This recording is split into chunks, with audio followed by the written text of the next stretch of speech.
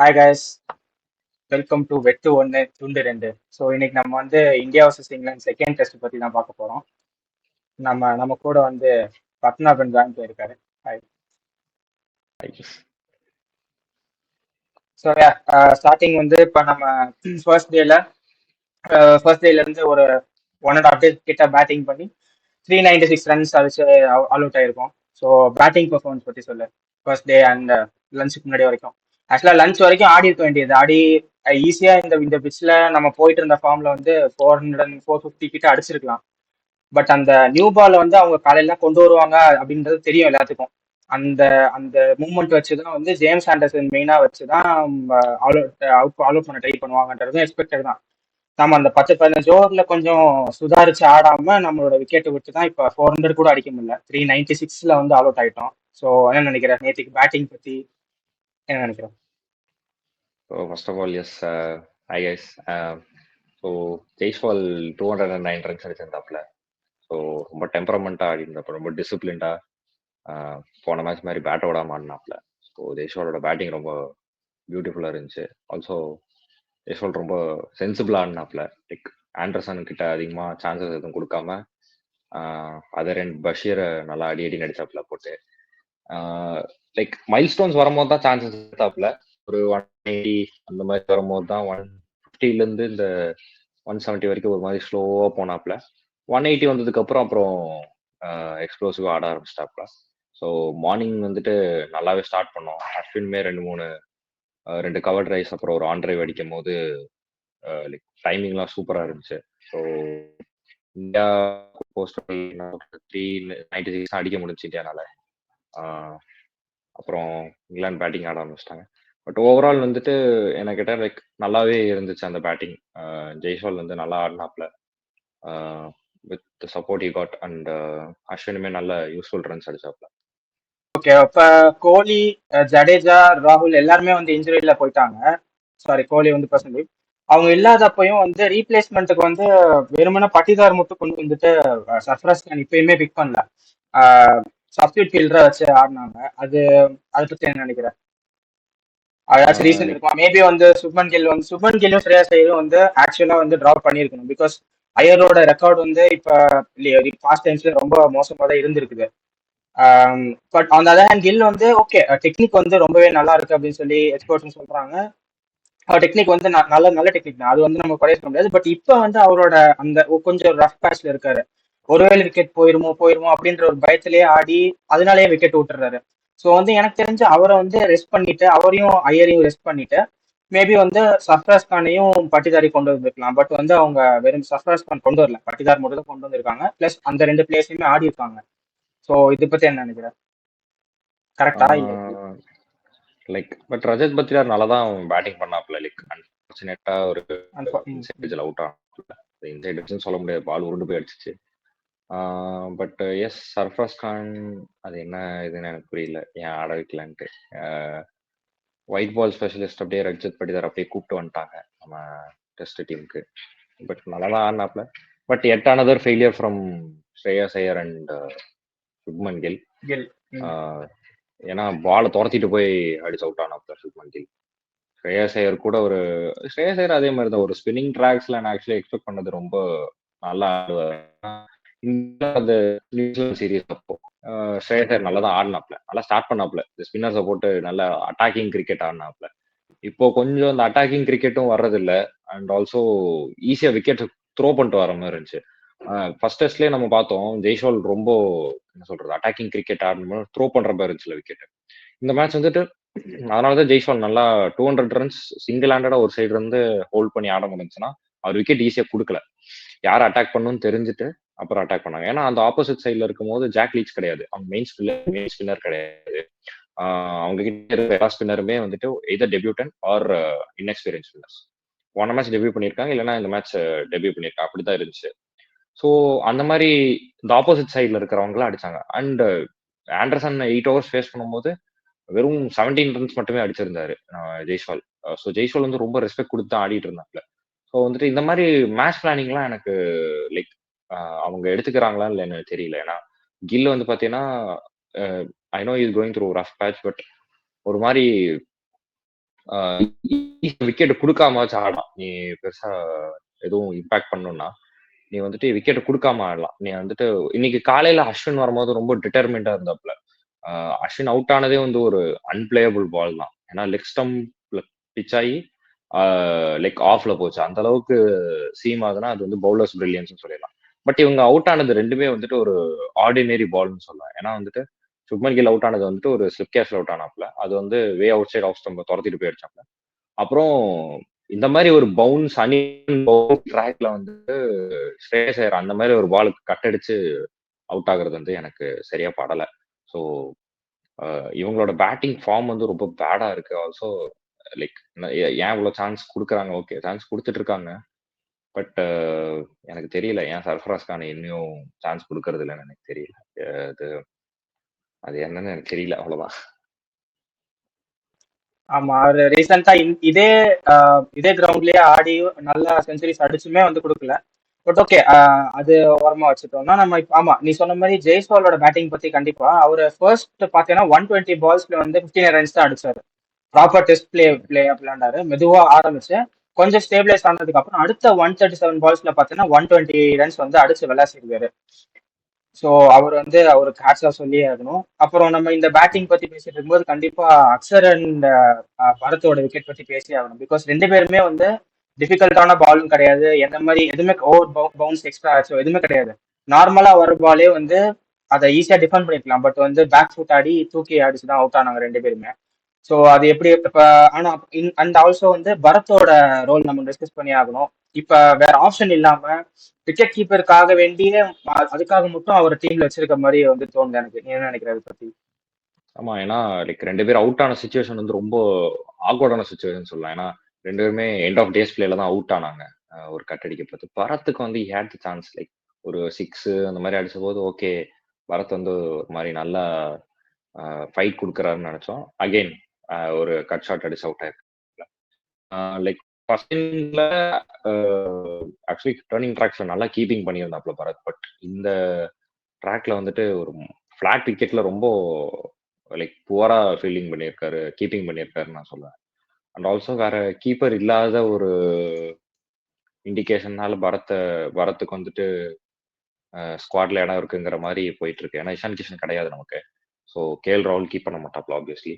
So Bharat வந்து நம்ம out and out கீப்பராகவே வச்சு விளாண்டுருக்கோம் அப்படின்ற ஒரே காரணத்துக்காக தான் பரத் ஸ்குவாட்ல இருக்காப்ல. And also talking about Axar Patel வந்துட்டு நம்ம ஈஸியா எல்லாரும் கம்பேர் பண்ணிடுறாங்களா ஜடேஜாவோட வச்சு ஜடேஜாக்கு பதில் அக்சர் பட்டேல் ஆடலாம். So Axar Patel still has to என்ன சொல்றது, ஒரு மாதிரி இன்னிங்ஸ் பில்ட் பண்ண தெரிஞ்சுக்கணும். இந்த மாதிரி ப்ளூ ஷாட்லாம் அடிக்கக்கூடாது அப்படின்னு சொல்லி. மற்றபடி பார்த்தீங்கன்னா அக்சர் பட்டேல் ஒரு லைக் அவரோட பேட்டிங் எபிலிட்டி வந்து டெக்னிக்ல எந்த ஃபால்ட்டும் இல்லை. எனக்கு பரத்தோட சயின்ஸ் தான் கொஞ்சம் கன்சர்னிங்கா இருக்கு. ஏன்னா வந்துட்டு ஒரு விக்கெட் கீப்பர் பேட்ஸ்மேன் எவ்வளவு இம்பார்ட்டன்ட் நமக்கு இந்தியாவில் தெரியும். அண்ட் ஆல்சோ ஓவர்சீஸ்ல போகும்போது அதோட வேல்யூ என்னன்னு நமக்கு தெரியும். ஏன்னா ரிஷப் பண்ட் மாதிரி ஒருத்தர் இருந்தார் அந்த பிளேஸ்ல. ஸோ விக்கெட் கீப்பர் பேட்ஸ்மேன் வந்து நமக்கு ரொம்ப நல்லா தேவை. ஸோ பரத்தோட பிளேஸ் வந்து பரத்தோட ஃபார்ம் வந்து ரொம்ப கொஸ்டினபிளா தான் இருக்கு. லைக் இன் பிளே அது இல்லாம இப்போ என்ன ப்ராப்ளம்னா பரத்தோட பிளேஸ்ல நீ வேற யாரை போடுவ அப்படின்னு சொல்லிட்டு ஒரு கொஸ்டின் ரைஸ் ஆகுது. If not Ishan Kishan, if not KL ராகுல், நீ யாரை வந்து பரத்துக்கு பதிலாக பேக் பண்ணுன்னு சொல்லிட்டு ஒரு கொஸ்டின் இருக்கு. லைக் இஃப் நாட் பரத், நீ யாரை அந்த இடத்துல நீ போடுவ? ஆமா, நீ சொன்ன மாதிரி கரெக்டா வேற யாரும் இல்ல. அந்த new player Dhruv maybe try கண்டிப்பா ட்ரை பண்ண மாட்டாங்க. பட் மேபி ரீப்ளேஸ்மெண்ட்காக தான் கொண்டு வந்திருப்பாங்க. சம் இன்ஜுரி ஆச்சுன்னா ப்ராப்ளம் யூஸ் பண்ற மாதிரி. பட் ஆப்வியஸ்லி அந்த சான்ஸ் அவங்க எடுக்க மாட்டாங்க. ஓகே, அப்புறம் நம்ம இப்ப அடுத்து இங்கிலாண்டோட பேட்டிங் பத்தி பேசிடலாம். இங்கிலாந்து பேட்டிங் வந்து குவிக் ஃபயரோட ஸ்டார்ட் பண்ணாங்க. ஜாக் ராலி வந்து ஸ்டார்ட் பண்ணாரு. ஸோ அதை பத்தி சொல்ல. இங்கிலாந்துக்கு ரொம்ப நாளாவே வந்துட்டு இந்த ஓப்பனிங் பேர் கொஞ்சம் ப்ராப்ளமாவே இருந்துச்சு. பட் இப்போ அது கொஞ்சம் சார்ட் அவுட் ஆயிடுச்சுன்னு நினைக்கிறேன். ஏன்னா இந்த பென் டக்கெட்டும் ஜாக் ராலியும் கான்ஸ்டன்டா 50 ரன்ஸ் எப்படியோ குவிக் ஃபயர் அதுவும் ஈஸியா கொடுத்துட்டு போயிடுறாங்க. ஏன்னா ஃபர்ஸ்ட் சீரீஸ்ல நீ பாத்தீங்கன்னா நம்ம தோத்ததுக்கு ஒன் ஆஃப் த மேஜர் ரீசனே அதுவா இருக்கலாம். ஏன்னா வந்துட்டு நம்ம என்னதான் வந்துட்டு இத்தனை ரன்ஸ் லீட் ஸ்கோர் பண்ணியிருந்தாலும் இவங்க கேமோட மொமெண்டமே மாத்திடுறாங்க. இவங்க ரெண்டு பேரும் வந்துட்டு ஒரு குவிக் ஃபயர் அடிச்சுட்டு போயிடுறாங்க. ஸோ அப்படி அடிச்சுட்டு போகும்போது நமக்கு எப்பவுமே வந்துட்டு இந்த ஒரு ப்ராப்ளம் இருந்துகிட்டே இருக்குல்ல இந்த ரன்ஸ்ல வந்துட்டு. ஆமா, நீ சொன்ன மாதிரி வந்து இப்ப ஜெய்ஸ்வாலோட இன்னிங்ஸ்ல பாத்தீங்கன்னா வந்து அவரோட 200 ஆர்டியன்ஸ்ல வந்து ஆல்மோஸ்ட் 19 பவுண்டரிஸ் கிட்ட அடிச்சிருக்காரு. பட் ஜாக் கிராலி வந்து அவரோட 75 ரன் இன்னிங்ஸ்லயே வந்து ஆல்மோஸ்ட் 12 பவுண்டரிஸ் கிட்ட அடிச்சிருக்காரு. அதுவும் வந்து எல்லா பக்கமும் அடிச்சிருக்காருன்னும் போது அவரோட இன்டென்ட் வந்து ரொம்ப கிளியரா இருக்கு. நான் இங்க வரும்போது அந்த இன்டென்ட்டோட ஃபுல் இன்டென்ட்டோட அடிக்க தான் பார்ப்பேன், நீ வந்து அவுட் ஆக்கனா அவுட் ஆக்கிக்கோ, எனக்கு அதை பத்தி கவலை இல்லைன்ற மாதிரி ஒரு அப்ரோச்ல ஆடுறாரு. அதை தான் வந்து சுப்மன் கில் ஃபாலோ பண்ணணும்னு நினைக்கிறேன். பிகாஸ் அவர்கிட்ட டெக்னிக் இருக்குது, அவர் டெக்னிக் இல்லைன்னு யாருமே சொல்ல முடியாது. நல்லாவும் பெர்ஃபார்ம் பண்ணியிருக்காரு பாஸ்ட் டைம்ஸ்ல. ஸோ அவர் வந்து எந்தவித ஒரு தயக்கமும் இல்லாம ஃபுல்லா வந்து அடிச்சாருன்னா கண்டிப்பா வந்து இதே அப்ரோச்ல போகலாம் அப்படின்னு சொல்லி எனக்கு தோணுது. ஸோ அப்புறம் அப்புறம் வந்து ஸ்டோக்ஸ் அண்ட் ஹார்ட்லியோட பார்ட்னர்ஷிப் பத்தி நம்ம பேசணும். ஏன்னா டக்கு டக்குன்னு விக்கெட் அப்படியே விழுந்துட்டே வந்துச்சு. தேங்க்ஸ் டு பும்ரா அண்ட் குல்தீப்போட ஸ்பெல்னால டக்கு டக்குன்னு விக்கெட் விழுந்துருச்சு. அவங்க வந்து ஆல்மோஸ்ட் ஒரு 200+ ரன்ஸ் வந்து இந்தியா வந்து லீடிங்ல இருந்துச்சு. அந்த டைம்ல வந்து கரெக்டா வந்து ஸ்டோக்ஸ் அண்ட் ஹார்ட்லியோட பார்ட்னர்ஷிப் வந்து ரொம்ப குரூஷியலா இருந்துச்சு. பிகாஸ் அவங்க தான் வந்து இப்போ வந்து 168 ரன்ஸ் லீட்ல தான் இருந்தாங்க அவங்க இன்னிங்ஸ் முடியும் போது. அவங்க தான் அந்த கடைசி குவிக் ஃபயர் வந்து அடிச்சு கொடுத்தாங்க. ஸோ அதை பத்தி என்ன சொல்லுங்க? அன்எக்ஸ்பெக்டட் ஒரு பார்ட்னர்ஷிப். நம்ம ரொம்ப கம்ஃபர்டபுளா இருந்தோம் இந்த ஓப்பனிங் 2 பேர் விக்கெட் எடுத்ததுக்கு அப்புறம். நமக்கு அவங்க கொஞ்சம் நிறைய ரன் ஸ்கோர் பண்ண ஆரம்பிச்சிட்டாங்க. நமக்கு என்ன பண்றதுன்னு தெரியலன்னே பும்ராவோட மேஜிக்காம் வச்சு போட்டு அந்த மிடில் ஆர்டர் அப்படியே கிராம் பண்ணிட்டாரு. அப்படி கிராம் பண்ணிட்டு ஒரு மினி கம்பேக்னு சொல்லுவோம், ஒரு 40-50 ரன்ஸ் அடிச்சாங்க இவங்க பார்ட்னர்ஷிப்ல. இது எங்க இம்பார்ட்டண்டா இருக்குன்னா லோவர் ஆர்டர் கான்ட்ரிபியூஷன். ஸ்டோக்ஸ் எப்பவுமே எல்லாத்துக்கும் தெரியும் இந்த லோவர் ஆர்டர் பேட்டிங்கோட நின்று எப்படி கான்ட்ரிபியூட் பண்ணுவாரு அப்படின்னு சொல்லிட்டு. ஸோ லோவர் ஆர்டர் கான்ட்ரிபியூட் பண்றதுனால என்ன ஆகுனா நமக்கு இந்த ஒரு 40-50 ரன் எப்பவுமே வந்துட்டு எக்ஸ்ட்ரா ஸ்கோர் பண்ற மாதிரி இருக்கும். அது இல்லாம நம்ம ஆப்போனன்ட் டீமை ஈஸியா அடிக்க விடுறோம் அப்படிங்கிற மாதிரியும் இருக்கு. ஏன்னா இந்த மாதிரி லோவர் ஆர்டர் அடிக்க விட்டுட்டே இருந்தோம்னா லோவர் ஆர்டர் கான்ட்ரிபியூஷன் போயிட்டு நம்ம ஒரு 7 விக்கெட் எடுத்ததுக்கு அப்புறமும் ஒரு 100 ரன் அந்த மாதிரி வின் பண்ற ஆப்போனன்ட் டீமுக்கு ஒரு சுச்சுவேஷன் இருந்துச்சுன்னா நம்ம வந்து அவங்களுக்கு ஈஸியா கொடுக்குறோம் அப்படின்ற மாதிரி ஒரு மைண்ட் செட் கிரியேட் ஆயிரும். ஆமா, நம்ம இந்த தடவை மட்டும் இல்லாம எல்லா ரீசெண்டா நடந்த எல்லா டெஸ்ட்லயுமே பார்த்தோன்னா கூட போன டெஸ்ட்லயுமே வந்து அவங்க அந்த மாதிரி தான் இருந்துச்சு. லைக் டாப் ஆர்டர் வந்து ஈஸியா வந்து கொலாஸ் பண்ணிடுறோம். பட் கடைசி அந்த டெய்ல் எண்டர்ஸ் வந்து பிடிக்க முடியல. அதே 5 விக்கெட் எடுத்த பும்ராவோ இல்ல அஸ்வினோ கூட வந்து டாப் ஆர்டர் பேட்ஸ்மேன் எடுத்துடுறாங்களே தவிர வந்து டெய்லர் எண்டர்ஸ் எடுக்கிறதுக்கு வந்து சம் டிஃபிகல்ட்டி இருக்குது. அவங்க வந்து அதை எடுக்கிறதுக்கு எப்பவுமே கொஞ்சம் கஷ்டப்படுறாங்க. இது வந்து கண்டிப்பா வந்து லாங் ரன்ல இந்தியா அஃபெக்ட் பண்ணும். பிகாஸ் இப்ப இந்த 200+ லீடு வந்து இந்தியாவுக்கு இருந்துச்சுன்னா வந்து இன்னும் ஒரு பெட்டர் பொசிஷன்ல இருந்திருக்கலாம். இப்பயும் பெட்டர் பொசிஷன் தான், பட் இன்னும் ஒரு கமெண்டபிள் பொசிஷன்ல இருந்திருக்கலாம். பிகாஸ் நம்ம ஆல்மோஸ்ட் 400 ரன்ஸ் அடிச்சிருக்கோம், பவுலிங்கும் நல்ல பவுலிங்கா பண்ணிருக்கோம்.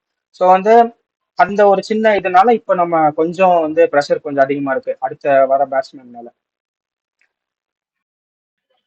ஓகே, இப்ப நம்ம இந்தியன் பவுலிங் பத்தி ஃபுல்லா பேசலாம். இந்தியன் பவுலிங் பத்தினா கண்டிப்பா வந்து பும்ரா அண்ட் குல்தீப் எல்லாம் ஸ்டார்ட் பண்ணணும். 2 பேருமே வந்து ஃபேண்டாஸ்டிக்கா போட்டிருந்தாங்க. இந்த மாதிரி இந்த பிட்ச் கண்டிஷன் தெரியும், ரொம்ப ஃபிளாட்டான ஒரு பிட்ச் தான்.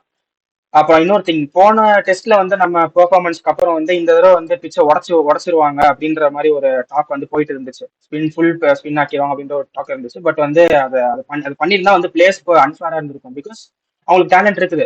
ஜஸ்ட் பிகாஸ் ஒரு டெஸ்ட்னால அது வந்து பிரேக் பண்ணாம இருக்குது ஆக்சுவலி அப்ரிஷியபிள் தான். ஸோ அதனால அந்த மாதிரி ஒரு பிச்லயும் கூட வந்து கண்டினியூஸா வந்து பும்ரா வந்து அவரோட கிளாஸ் வந்து காமிச்சிட்டே வராரு.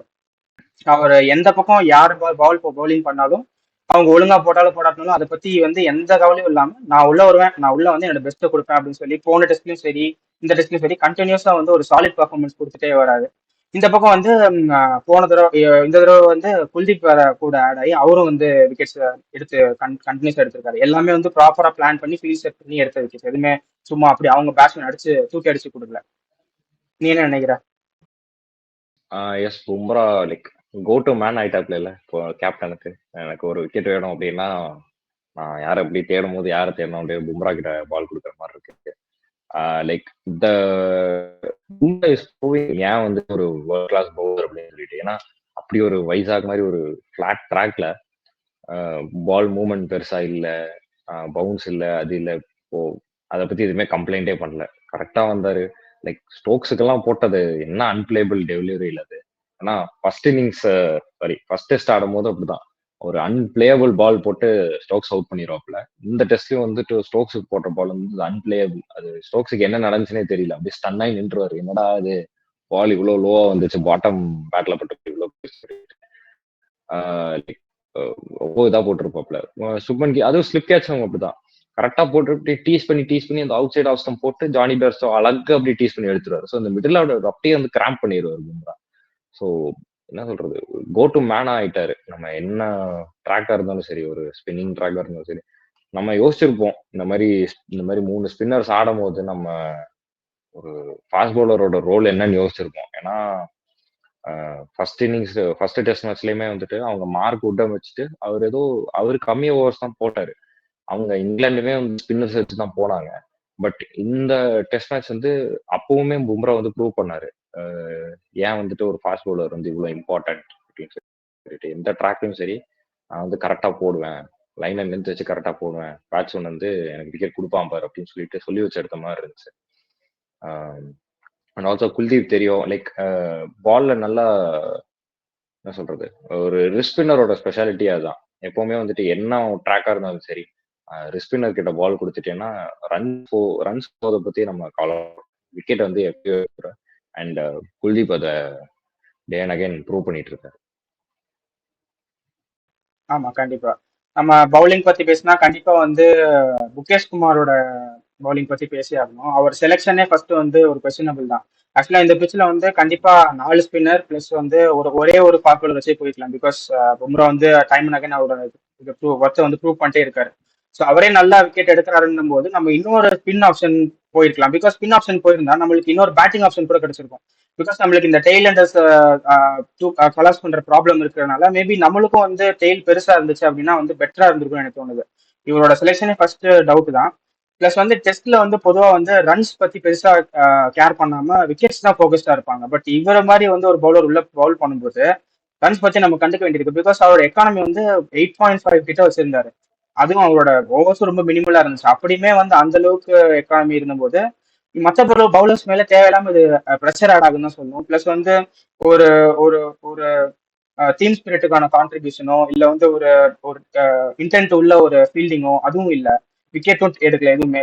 இந்த மாதிரி வந்து ஒரு பெர்ஃபார்மன்ஸ் கொடுத்துருக்காரு. ஸோ ஏன் வந்து இதை பத்தி நீ சொல்லு.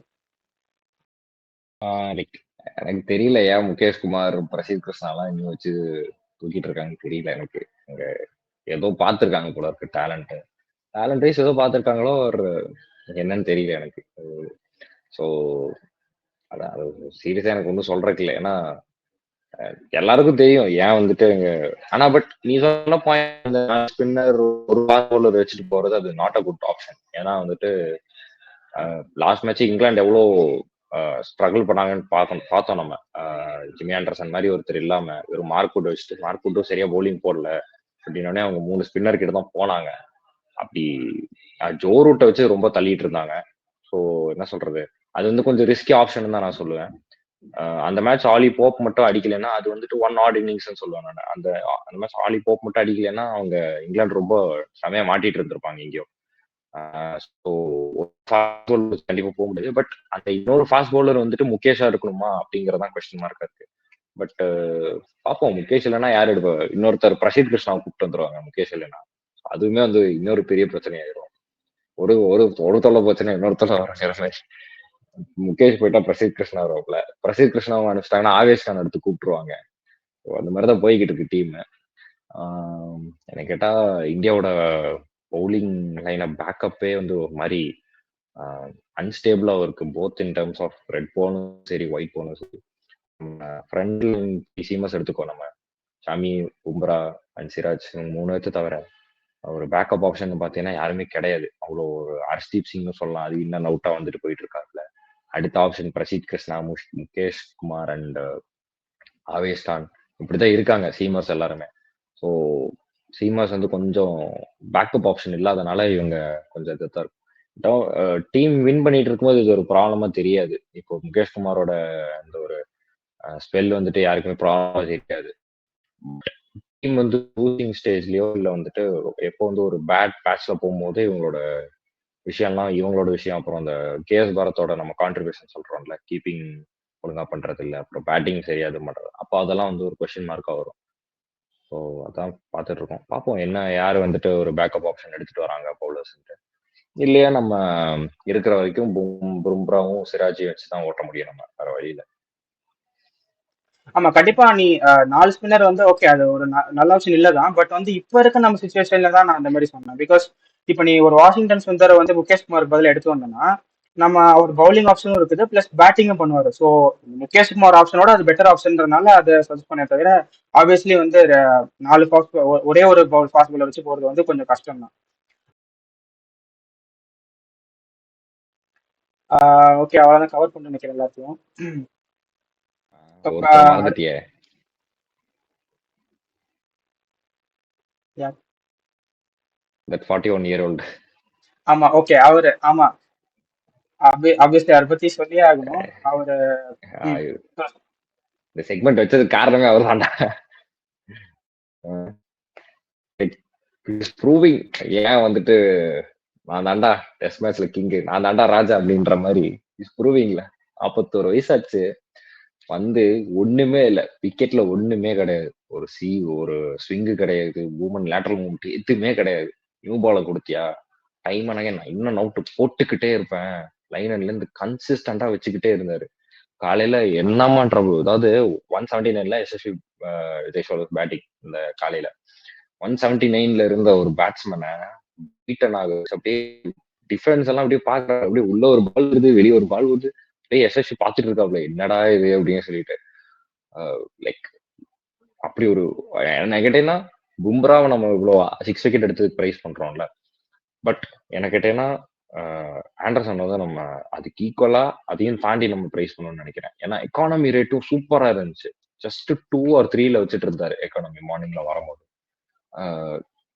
அண்ட் கன்சிஸ்டன்சி சொன்னீங்கன்னா பாலை பிச் பண்ற கரெக்டான லைன் அண்ட் லென்த் போட்டு பேட்ஸ்மேன் அப்படியே பார்க்க வைக்கிறாரு, என்னடா இது பால் எங்க வருது உள்ள வருதா வெளியே போதா எதுவும் தெரியல. அந்த ஸ்கிராம்பிள் சீன் போடுறாப்ல பால் பிச் ஆகி வெளியே போகுது உள்ள போகுது, ஒரு பால் உள்ள போகுது ஒரு பால் வெளியே போகுது. அண்ட் ஒரே ஒரு லூஸ் பால் தான் போட்டாப்ல. அண்ட் நான் நினைச்ச பார்த்துட்டு இருக்கும்போது எஸ்எஸ்வி ஜெய்ஸ்வால் கிட்ட அந்த மைண்ட் கேம்ஸ் வர ஆடிட்டு இருந்தாப்ல நம்ம அஸ்வின் கூட. இந்த மாதிரி 2 பேத்துக்கும் ஒரு கேம்ஸ் வேற போய்கிட்டு இருந்துச்சு. இவர் வந்துட்டு எப்படி ஷோல்டர் அட்ஜஸ்ட் பண்ண, அவர் வந்துட்டு பாதியில ரன் அப்ல நின்றுச்சு, அந்த மாதிரிலாம் கொஞ்சம் போய்கிட்டு இருந்துச்சு. அண்ட் ஆல்சோ அஸ்வினுக்கு போட்ட டெலிவரி அதுக்கு முந்தின ஒரு ஆன்சைட் ஒரு டிரைவ் அடிச்சிருப்பாப்ல, ஆன் டிரைவ் அடிச்சு ஒரு 4 போயிருக்கும். அடுத்த பால் கொஞ்சம் லைன் அட்ஜஸ்ட் பண்ணி அப்படியே கொஞ்சம் அப்படியே லெக் ஸ்டம்ப்ல வச்சுப்பாரு, லென்த்தை கொஞ்சம் இழுத்து போட்டிருப்பாரு, லெக் ஸ்டம்ப்ல பிச் ஆகி அப்படியே பேட்ல எட்ஜ் எடுத்துட்டு போகும் பாரு, என்ன பால் அது. இஸ் டூயிங் இட் அகைன், நான் எந்த விக்கெட்ல போட்டாலும் நான் போடுவேன் அப்படின்ற மாதிரி பண்றாப்ல. அண்ட் எஸ் அந்த லூஸ் பால் எஸ்எஸ்சி ஜெய்ஸ்வாலுக்கு அப்படியே எல்லாம் லைன் அண்ட் லென்த்தை பத்தி பேசிட்டு இருக்கோம். எஸ்எஸ்சி டபர்னு ஒரு லூஸ் பால் போடுவாப்ல, எல்லாம் போட்டோடனே அப்படியே வே அவுட் சைட் ஆஃப் போட்டோடனே கேட்பாரு சின்ன அடிக்க மாட்டியா அப்படிங்கிற மாதிரி பண்ணோடனே எஸ்எஸ்சி அப்படியே ஒரு ஸ்மைலோட அப்படியே இருந்து போகல. இருந்ததுக்கு அப்புறம் அடுத்த பால் அவருக்கு தெரியும் இந்த மாதிரி அட்டாக் பண்ணுவான்ட்டு, போட்டா இறங்கி வந்து சுத்துனாப்ல, கொஞ்சம் லென்த் இழுத்து பிடிச்சி அவுட் சைட்ல போட்டிருப்பாப்ல, விக்கெட் வந்துருச்சு அந்த பால். ஸோ இந்த ஒரு சின்ன மைண்ட் கேம் தான். ஏன்னா இந்த மாதிரி ஒரு அப்படியே ஃப்ரீ பால் ஒன்று போடுவாப்ல, என்னடா ஏன்டா இந்த ஃப்ரீ பால் போடுறோம், கொஞ்சம் லாப்ஷன் கான்சென்ட்ரேஷனா பார்த்தா இல்ல கிடையாது, நான் உனக்கு செட்டப் பண்றேன்டான்னு சொல்லிட்டு அப்படி சின்னதா ஒரு மைண்ட் கேம் ஆடிட்டு இந்த 200 அடிச்சு ஒரு பேட்ஸ்மேன் அப்படியே கழட்டிட்டு போயிட்டே இருந்தாப்ல. அந்த இடத்துல நான் சொன்னேன். ஏன்னா அதுக்கப்புறம் நம்ம வந்து அப்படியே தான் விக்கெட் விழுக ஆரம்பிச்சிட்டோம். ஸோ ஆண்டர்சனோட பவுலிங் வந்துட்டு லைக் அதுதான் இன்னைக்கு ஒரு ஹெட்லைன்ஸாவே வரணும். அதுக்கு அடுத்து தான் நான் வந்துட்டு பும்ராவோட 6 விக்கெட் ஆல்னே நான் சொல்லுவேன். ஆண்டர்சனோட பவுலிங் தான் என்னோட டாப் ஹெட்லைன்ஸாவே வரணும் இன்னைக்கு நடந்ததுல. கண்டிப்பா கண்டிப்பா அவரோட பவுலிங் பர்ஃபார்மன்ஸ் வந்து ரொம்ப எக்ஸ்ட்ரானரி தான் இருந்துச்சு. நீ சொன்ன மாதிரி கரெக்டான நேரத்துல வந்து நியூ பால் கொண்டு வந்து அது கரெக்டா ரொம்ப பெர்ஃபெக்டா யூஸும் பண்ணிருக்காரு. பிகாஸ் நம்மளுக்கு தெரியும் நியூ பால் வந்து ஃபர்ஸ்ட் 10 ஹவர்ஸ் வந்து கொஞ்சம் கஷ்டமா இருக்கும் விளையாடுறதுன்னு சொல்லிட்டு. இன்ஃபார்மா இருந்த ஜெயஸ்வாலையும் அந்த பக்கம் அஸ்வினோட பேட்டிங் அண்டர்ஸ்டிமேட் பண்ண முடியாது. நிறைய இடங்கள்ல நம்மளுக்கு ஹெல்ப் பண்ணி கொடுத்துருக்காரு. டிஃபென்ஸ் ஆட வேண்டியதை டிஃபெண்டும் பண்ணுவாரு, அட்டாக் பண்ண நேரத்தில் அட்டாக்கும் பண்ணி கொடுப்பாரு. ஸோ அந்த மாதிரி 2 பேட்ஸ்மேன் வரும்போது ஒரு பக்கம் எக்ஸ்பீரியன்ஸ் பேட்மேன் இன்னொரு பக்கம் செட்டில் பேட்மேன் இருக்கும்போது கூட அவரோட எக்ஸ்பீரியன்ஸை காட்டி 2 பேரையும் அப்படியே ஆடி தள்ளிட்டாருன்னு தான் சொல்லுவாங்க. ஏன்னா அவங்களுக்கு ஃபர்ஸ்ட் ஒரு 5-6 ஹவர்ஸ் என்ன நடக்குதுன்னே தெரியல, எந்த பாலுமே அவங்க தொடவே முடியல, இந்த டிஃபெண்ட் பண்ண முடியுது. இல்லாட்டி இதுல நீ பாத்தீங்கன்னா கிட்டத்தட்ட ஒரு 6-7 அப்பீல் கிட்ட வேற வந்திருக்கும், அதுல 2-3 தடவை டிஆர்எஸ் வேற எடுத்தாங்க. ரொம்ப க்ளோஸ் கால் எல்லாமே, ரொம்ப பெரிய டிஃபரன்ஸ்லாம் ஒன்றும் கிடையாது. ஸோ அந்த அளவுக்கு வந்து ட்ரபிள் கொடுத்தாங்கன்னு தான் சொல்ல முடியும். நாட் டு ஃபர்கெட் அஸ்வினோட பேட்டிங் ஸ்கில்ஸும் ரொம்ப நல்லா தான் இருக்கும். அவர் வந்து பிச் எப்படி ரீட் பண்ணுவாரு, பவுலர்ஸ் எப்படி அட்டாக் பண்ணுவாங்கன்னு சொல்லி கெஸ் பண்றது எல்லாமே ரொம்ப வேற லெவலா இருக்கும். பட் அவரையுமே வந்து ஒரு மாதிரி வந்து ஒரு தடுமாற நிலையிலேயே வச்சிருந்தாருன்னு சொல்லலாம். ஸோ அந்த கிரெடிட்ஸ் வந்து கண்டிப்பா ஜேம்ஸ் ஆண்டர்சன் கொடுத்தே ஆகணும். ஆமா. ஸோ யா எக்ஸ்பீரியன்ஸை பேசிக்கா காமிச்சாருன்னு சொல்லலாம் அந்த ஒரு மைண்ட் கேம்ஸ். ஆமா ஆமா அஸ்வின் வந்து கண்டிப்பா. நம்ம சைட்ல இருந்து நம்ம வந்து ஒரு ம் ம் மைண்ட் அந்த கேம்ஸ் பக்கம் சொல்லுவோம், வந்து பட் அந்த சைட்ல இருந்து ஒரு சின்ன மைண்ட் கேம்ஸ் அது வந்து like test cricket at is பெஸ்ட்ங்கிற மாதிரி கொண்டு போனாப்புல அந்த கண்டிப்பா கண்டிப்பா அந்த பழைய விண்டேஜ் ஸ்டைல் ஆஃப் கிரிக்கெட் வந்து லைட்டா வந்து போச்சுன்ற மாதிரி சொல்லலாம். ஸோ நாளைக்கு என்ன ப்ரெடிக்ஷன் சொல்ற? எப்படி என்ன போனா வந்து இந்தியாவுக்கு வந்து அப்பர் ஹேண்ட் இருக்கும்னு நினைக்கிறேன்? லைக் நாளைக்கு I would like to see like SSV ஜெய்ஸ்வாலுக்கு அந்த ஒரு என்ன சொல்ல ஹங்கர் இருக்கும், பேட்டிங் ஆடணும் சொல்லிட்டு இன்னொரு பெரிய பிக் ஸ்கோர் அடிக்கணும்ட்டு. ஸோ அதுக்கு சப்போர்ட்டிவ் ரோஹித் சர்மா ஆடணும். கேட்டால் ரோஹித் சர்மா கொஞ்ச நாளாக அடிக்கிறது இல்லை, அவ்வளோ ரெட் பால் அவ்வளோ ஃபார்ம்ல இல்லை. ரோஹித் சர்மா ஒரு நல்ல இன்னிங்ஸ் கொடுக்கணும்னு நான் விருப்பப்படுறேன். I still want Shubman Gill to contribute something. Like Shubman Gill நமக்கு எல்லாம் தெரியும், ஓப்பனிங் ஆடும்போது நல்லா அட்டாக்கிங் தான் ஆடிட்டு இருந்தாப்ல. அவரோட கேம் அட்டாக்கிங் கிரிக்கெட் ஆடலாம்னு நினைக்கிறேன். அண்ட் ஸ்ரேயஸ் ஐயர் இவங்க இவங்க 2 பேர் கையில தான் இருக்கு இந்த ஒரு, ஏன்னா அவங்க 2 பேரும் மிடில் ஆர்டர்ல ஆடுறாங்கல்ல.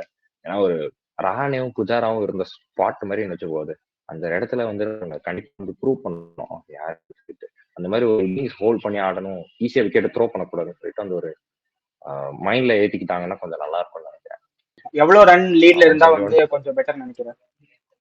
நம்ம 300 கிட்ட லீட்ல இருந்தா நல்லதுன்னு நினைக்கிறேன். ஏன்னா 4th இன்னிங்ஸ் வந்து அவங்க பேட்டிங் ஆடணும். ஏன்னா பிச் வந்து இன்னும் கொஞ்சம் டிஃபிகல்ட் ஆயிட்டு தான் போகும். அது ஒரு நல்ல விஷயம் ஆக்சுவலி. லாஸ்ட் டைம் நமக்கு வந்து இந்த ஒரு 150 சேஸ் பண்றதே வந்து ரொம்ப ப்ராப்ளமா இருந்துச்சு. 200 கிட்ட சேஸ் பண்றது ப்ராப்ளமா இருந்துச்சு. இந்த தடவை 4th இன்னிங்ஸ் ஆடணும் 300ங்கிறது வந்து அவங்களுக்கு ரொம்ப பெரிய டார்கெட்டா இருக்கும். With bowling attack we have குல்தீப்பும் சரி, ஒரு அஸ்வின், ஒரு பும்ரா மாதிரி இருக்கிற பவுலிங் அட்டாக்ல முகேஷ் குமார் எடுக்க இவங்க 3 பேர் இருக்கிறனால நம்ம ஒரு 300 அடிக்கலாம், லைக் போலாம். ஏன்னா 2 டேஸ் தான் முடிஞ்சிருக்கு, நமக்கு இன்னும் முழுசா 3 நாள் இருக்கு. நாளைக்கு ஃபுல்லா ஆடி லைக் டே 4ம் ஆடுவாங்களா அப்படின்னு தெரியல. பட் டே 3 கண்டிப்பா ஃபுல்லா ஆடணும்னு நினைக்கிறேன். ஒரு 5 விக்கெட்ஸ் மட்டுமே லூஸ் பண்ணி ஒரு டே 3 ஃபுல்லா ஆடிட்டு டே 4 லஞ்ச் வரைக்குமாச்சும் ஆடணும் அப்படின்னு சொல்லிட்டு நான் எக்ஸ்பெக்ட் பண்றேன். பார்ப்போம் என்ன நடக்குது. உன்னோட ப்ரெடிக்ஷன்ஸ்? ப்ரெடிக்ஷன்ஸ் ஆமா, நீ சொன்ன மாதிரி மினிமம் அந்த 300+ ரன்ஸ் அடிக்கணும் நம்ம. பிகாஸ் ஏன்னா அப்பதான் ப்ரெஷர் விழுகும். பிகாஸ் அவங்களோட பேட்ஸ்மேனும் வந்து அவ்வளோ ஈஸியா விட்டு கொடுக்குற மாதிரி தெரியல. பெஸ்ட் இன்டென்ட் வச்சு தான் ஆடுறாங்க, எல்லாரும் அடிச்சு ஆடணும் அப்படின்ற மாதிரி தான் பாக்குறாங்க. ஸோ நம்மளோட பவுலர்ஸ்க்கு ஏதாச்சும் ஹெல்ப் பண்ற மாதிரி கொஞ்சம் ரன்ஸ் இருந்தாதான் வந்து ஹெல்ப்ஃபுல்லா இருக்கும். ஆமா, அப்புறம் நீ சொன்ன மாதிரி டாப் ஆர்டர்ல இருந்து ஒரு நல்ல கான்ட்ரிபியூஷன் வந்தா பெட்டரா இருக்கும். ரோஹித் சர்மாவோட பெர்ஃபார்மன்ஸ் பத்தி ப்ராப்ளம் நம்ம இன்னொரு எபிசோட்ல தான் பேசணும்னு நினைக்கிறேன். பிகாஸ் அவர் வெறுமனே கேப்டன்சிக்காக மட்டும் தான் இருக்காரா டீம்ல அப்படின்ற மாதிரி கூட பேச்சு இருக்கு. அதையும் கூட வந்து போன டெஸ்ட்ல வந்து ஃபீல்டிங் செட்டப் அது இதுன்னு கொஞ்சம் கான்ட்ரவர்சியில இருந்துச்சு. மேபி அதை இன்னொரு நாளைக்கு பேசலாம்.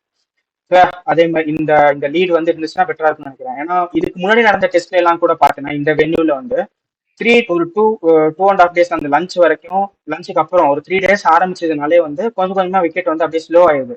கொஞ்சம் உடைய ஆரம்பிக்கும் போது வந்து கொஞ்சம் டிஃபிகல்ட்டா இருக்கும் பேட் பண்றதுக்கு.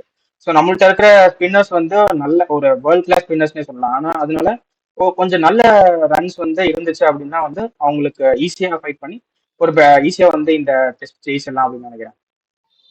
ஸோ அதான் நம்ம பெஸ்ட் ஹோப் ஹோப் நல்லா இருக்கும். எஸ் 300 கண்டிப்பா 300+ அடிக்கணும். ஏன்னா 250 சம்பார் அரௌண்ட் 200 அடிச்சாலே அவங்க ஒன்றும் இல்லை, ஏப்பா இது சரிப்பட்டு வரலப்பா நம்ம பாஸ் பால் அடிக்கிறோம்னு சொல்லிட்டு வரவங்கலாம் டபால் அடிச்சுட்டு 200 நோ டைம்ல அடிச்சுட்டு போயிடுவாங்க. 300 கண்டிப்பா 300+ வேணும். அண்ட் ஆல்சோ 4th இன்னிங்ஸ்ல இப்போ ஆடும்போது கொஞ்சம் டஃபா இருக்கும். ஸோ 300+ எக்ஸ்பெக்ட் பண்ணுவோம்.